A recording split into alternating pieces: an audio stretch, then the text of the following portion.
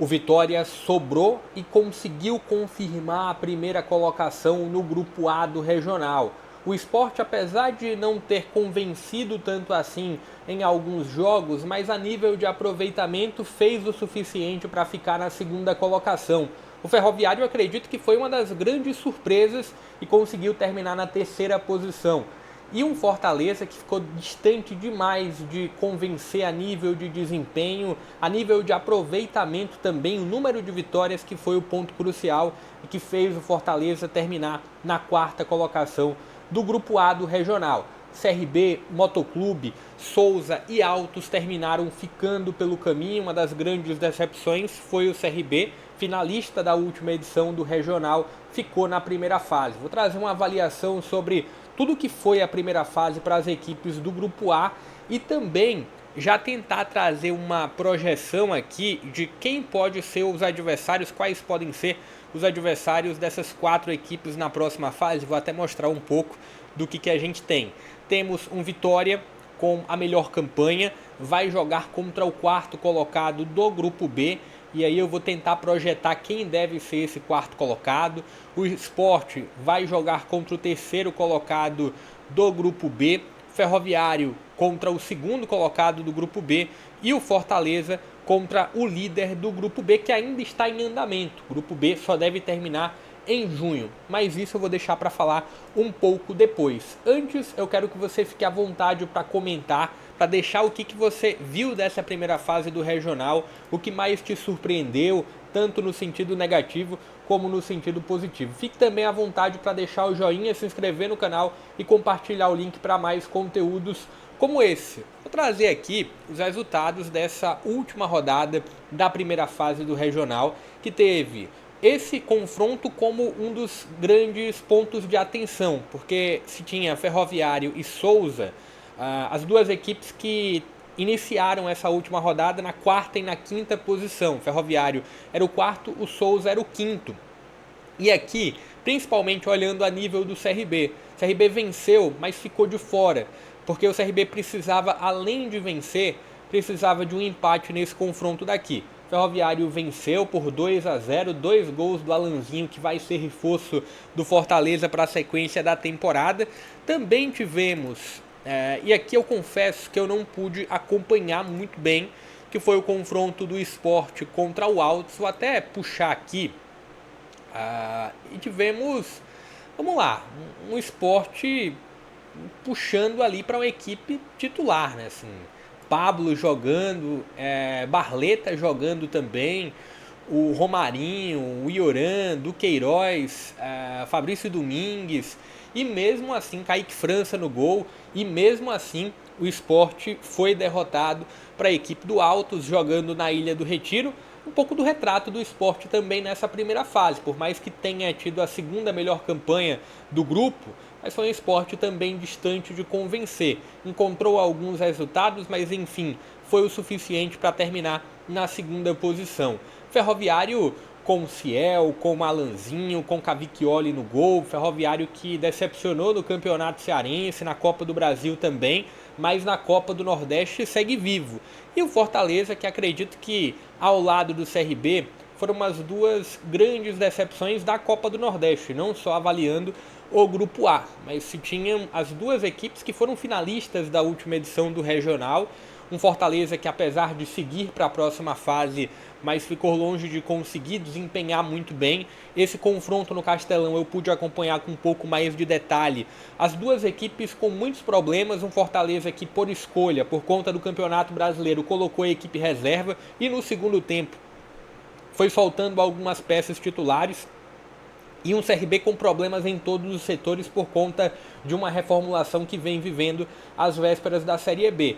E o grande ponto de atenção aqui para esse jogo foi 1-0 do CRB, com um gol não de pênalti, mas de um rebote de pênalti do Anselmo Ramon, e um pênalti cometido pelo Ávila, que vem sendo um dos pontos de dor de cabeça para o torcedor do Leão. Na final do Campeonato Cearense comprometeu, inclusive com expulsão no segundo jogo, cometeu um pênalti muito infantil nesse confronto no Castelão. E o outro jogo, Motoclube e Vitória. Vitória já praticamente garantido na liderança, um ponto foi o suficiente. Até se se perdesse, o Vitória ainda assim seguiria. Aqui é o grande ponto, as equipes Vitória, Fortaleza, Sport, equipes que estavam muito de olho, que estão muito de olho na estreia do Campeonato Brasileiro. Então tá aqui a classificação final, CRB, Altos, Motoclube e Souza. Inclusive, antes do início, deixa eu ver se eu encontro, antes do início, no meio da minha bagunça aqui, antes do início da Copa do Nordeste, eu fiz uma tier list, um pouco do que eu esperava para a classificação. E entre as equipes classificadas eu acertei 3, mas não nessa ordem. E eu coloquei o Ferroviário como quinto, o Ferroviário terminou ficando na terceira posição e o CRB que foi o quinto colocado. Mas está aqui, pelo menos a nível de aproveitamento, eu acertei 3 dos 4 classificados, o CRB terminou ficando de fora. Mas está aqui a classificação e agora as equipes do Grupo A, elas voltam a atenção para o Grupo B. Grupo B que tem o Bahia com um jogo atrasado, além da última rodada que deve acontecer em junho. Então tem a tendência aqui, e já projetando aqui os confrontos da próxima fase, e também trazendo uma observação, né? O Ferroviário vai jogar como visitante e o Fortaleza também joga como visitante na próxima fase do regional, jogo único, tá? O que a gente tem? Um Bahia que deve ser confirmado como o líder do grupo. Então aqui acho muito difícil de ser um confronto diferente. Acho que até chega a quase ser impossível. Impossível não é. Matematicamente o CSA ou o Ceará podem passar o Bahia, mas entendo que o Bahia deve ser esse primeiro colocado do grupo B. E aí as outras posições estão em aberto, estão bem em aberto inclusive. E trazendo o que eu estou aguardando para essas últimas rodadas, para a gente até projetar, e fique à vontade também. Quem você espera que vai ser o quarto colocado do grupo B, o terceiro colocado do grupo B e o segundo? Quais confrontos você está aguardando? Antes de dar sequência, reforçar o pedido de joinha, de like, também de inscrição para mais conteúdos como esse. Inclusive, tem conteúdo já sobre o Campeonato Brasileiro da Série A, então fique à vontade para passear aqui no canal. Mas bora lá. A gente tem um Bahia que vai jogar contra o Confiança, e aqui, muito provavelmente, um Bahia com equipe alternativa. Mas entendo que é muito difícil a gente imaginar um Confiança Bahia que jogou com equipe alternativa diante do CSA no Rei Pelé e que jogou contra o Ceará. Também se tinha uma projeção de uma equipe alternativa do Bahia no 3-2. E teve uma equipe alternativa, não, a Cefedo, o Iago, o Cauli é banco, o Eric é banco também, Kaique, equipe mesclada, mas muito mais para alternativa do que para uma equipe titular. E mesmo assim a equipe reserva do Bahia, ela não dá muita margem para o adversário. E aqui eu acredito que ou tem 3 pontos do Bahia ou 1 ponto.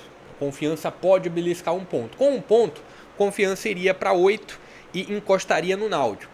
Olhando para a última rodada, o que a gente tem na última rodada? O América de Natal contra o CSA. CSA que vive alguma turbulência, com algumas saídas, com algum processo de reformulação antes da Série C. Então tem o América de Natal jogando dentro de casa. Aqui eu tentaria imaginar numa tendência um pouco maior de empate. Então, 1 ponto aqui para o CSA chegando aos 11, 1 ponto para o América chegando aos 8. O Juazeirense contra a Confiança, né, jogar no Adalto, deve ser no Adalto, esse confronto não é fácil. Aqui eu acredito que o Confiança talvez não tenha a melhor pontuação possível. Bahia e Náutico também, uma vida difícil para o Náutico. Apesar de ser um Bahia que deve estar comprometido com o Campeonato Brasileiro, mas se vai com a equipe reserva, também acho muito difícil o Náutico conseguir alguma coisa. E o Ceará deve vencer esse jogo contra o Sampaio Corrêa. Então, o que eu entendo como uma projeção um pouco mais possível? O Ceará como o segundo colocado, e aqui a gente teria um confronto caseiro, né? Ceará diante do Ferroviário. O CSA na terceira posição, então o CSA teria um confronto diante do Sport, e teríamos também a possibilidade de um Náutico. Eu entendo que o Náutico deve seguir aqui com a quarta colocação. Então, esses são os confrontos que eu entendo que são mais possíveis de acontecer na próxima fase. Lembrando, aqui é só uma projeção. Os confrontos só serão definidos após o final da primeira fase para o grupo B. Mas eu entendo que existe uma tendência muito grande disso acontecer. De um Náutico terminar na quarta colocação, de um Ceará terminar na segunda posição, Bahia 99% que vai ser o líder do grupo, e um CSA que eu entendo que deve estar aí na terceira posição. Se você tem a opinião contrária, fique à vontade para comentar, fique à vontade para opinar. Deixa o joinha, se inscreve no canal e compartilha o link também para mais conteúdos como esse. Compartilha o link em grupos de amigos e torcedores. Isso ajuda demais aqui ao crescimento do canal. Até a próxima.